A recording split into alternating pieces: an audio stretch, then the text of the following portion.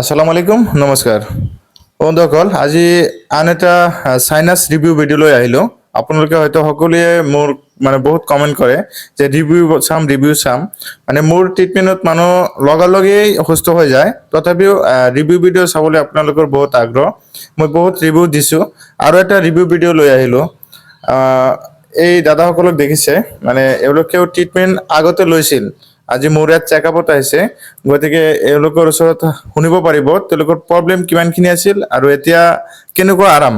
এইটো আপোনালোকক এতিয়া জনাম ইয়াত কোনো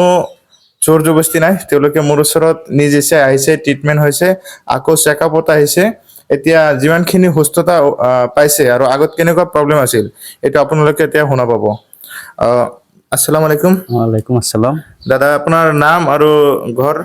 অলপ জনাব মোৰ নামটো হল মুসলিম উদ্দিন মোৰ গাঁও হল ডেকাচান সমষ্টি হল চুমুৰিয়া চমুৰীয়া সমষ্টি এইটো ব্ৰহ্মপুত্ৰৰ দক্ষিণ পেনত কামৰূপ ডিষ্ট্ৰিক্ট ডেকাচান হয় ন গাঁৱৰ নাম ডেকাচান আপোনাৰ আগতে কি প্ৰব্লেম আছিল মোৰ আগতে নাকৰ চাইনিজ আছিল এলাৰ্জি আছিল আৰু নাকটো বলক হৈ থাকে সদায় আৰু সদায় সর্দি লাগি থাকে চকু বা কাণ খোজাই থাকিছিল নাক চকু খোজাই থাকে চকু ৰঙা হৈ থাকে আৰু কাণটো খোজাই থাকে আৰু হাস্য আহি চৰ্দি লাগিছিল প্লাছ নাকখন ব্লক হৈ থাকিছিল চকু ৰঙা পৰিছিল কাণ খজুৱাই আছিল এইটোৱে আছিল প্ৰব্লেম তো দাদাক মই ট্ৰিটমেণ্ট কৰিছোঁ এতিয়া আজি যেহেতু চেকআপত আহিছে আজিৰ কেনেকুৱা অনুভূতি বা কিমানখিনি আৰাম পাইছে সেইটো অলপ জানিব পাৰিম দাদা এতিয়া আপোনাৰ অৱস্থাটো কেনেকুৱা মই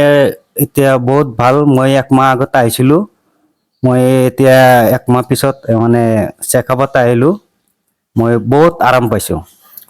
এতিয়া কি হাস্য কিমান আহে হাস্য নাই এতিয়া মূৰৰ বিষ বা চকু খজুৱা নাই এতিয়া নাকটো কিমান বন্ধ হয় নাকটো বন্ধ নহয় এতিয়া ক্লিয়াৰি আছে পিছে আপুনি বহুতখিনি আৰাম পালে ন মই বহুতখিনি আৰাম পালোঁ মই আৰু চেকআপত আহিলোঁ আচ্ছা আপোনালোকে শুনা পালে ইয়াত কোনো জোৰ জবস্তি নাই তেওঁলোকৰ ইচ্ছামতেই নিজে কৈছে কাৰণ তেওঁলোকে বহুত দূৰৰ আমাৰ ইয়াৰ পৰা বহুত দূৰ আমাৰ ইয়াৰ পৰা গ'লে ব্ৰহ্মপুত্ৰ পাৰ হৈ যাব লাগে ডেকাচান হা সন্তলি ডেকাচান চমুৰীয়া এইবোৰ একে ঠাইতে পৰে ব্ৰহ্মপুত্ৰৰ দক্ষিণ পাৰ তাৰ পৰা আহি মোৰ ইয়াত ট্ৰিটমেণ্ট লৈ এতিয়া সম্পূৰ্ণ সুস্থ ক'বলৈ গ'লে সম্পূৰ্ণ সুস্থ তেওঁৰ নাই হাঁচি নাই মূৰৰ বিষ নাই নাক ব্লক নহয় যিবিলাক প্ৰব্লেম আছিল সকলোখিনি সুস্থ তো আপোনালোকে যদি এইটো বেমাৰত ভুগি আছে আগতে ডক্টৰৰ ওচৰত আপোনালোকে পৰামৰ্শ ল'ব আপোনাৰ সাইনাছ হৈছে নে নাই যিকোনো বেমাৰ নাকৰ বেমাৰ হ'লেই যে সাইনাছ সেইটো কথা নহয় আপোনালোকে ডক্টৰৰ পৰামৰ্শ লৈ তাৰপিছত মোৰ ইয়াত আহিব পাৰে আৰু এইটোত কোনো সাইড এফেক্ট নাই কোনো ক্ষতি নহ'ব আপোনালোকৰ ৰিজাল্টটো আপোনালোকে অতি সোনকালে যিদিনা ট্ৰিটমেণ্ট হয় সেইদিনাৰ পৰাই ৰিজাল্টটো আপোনালোকে পাই যায় পিছে ভিডিঅ'টো আপোনালোকে শ্বেয়াৰ কৰিবলৈ আশা ৰাখিলোঁ আৰু মোৰ ইউটিউব চেনেলত আপোনালোকে এই বিষয়ে ডিটেইলছ পাব আপোনালোকক ইউটিউব চেনেলৰ লিংকটো মই কমেণ্ট বক্সত দি দিম আপোনালোকে ভিজিট কৰিব পাৰে মোৰ ফোন নম্বৰটো হ'ল 6000647566 আপোনালোকে ৰাতি কল নকৰিব কোনেও দিনৰ ভাগত কল কৰি মোৰ লগত কথা পাতিব পাৰে আৰু আপোনালোকে মোৰ ইয়াত আহিবলৈ হ'লে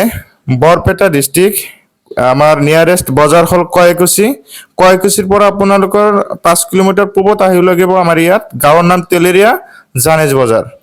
ধন্যবাদ সকলোকে ভিডিঅ'টো শ্বেয়াৰ কৰি দিব